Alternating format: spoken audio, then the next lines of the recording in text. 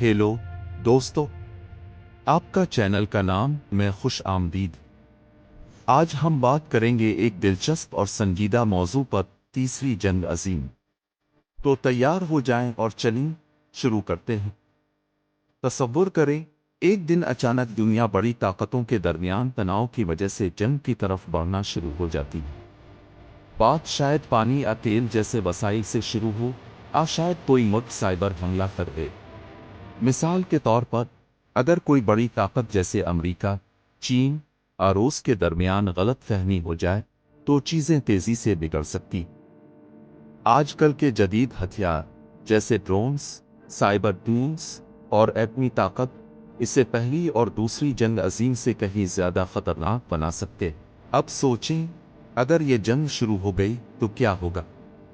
शहर तबाह हो सकते हैं, लाखों लोगों की जिंदगियां खतरे में पड़ सकती, मईशत डूब जाएगी, दुकानें बंद हो जाएंगी और खाने पीने की चीजें कम हो सकती।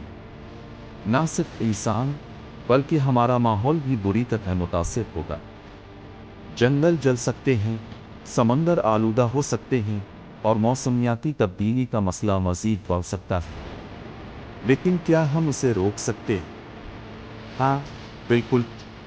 अगर मुमालिक मिलकर बातचीत करें, तनाव कम करें और अमन के लिए काम करें, तो शायद ये दिन कभी ना आए।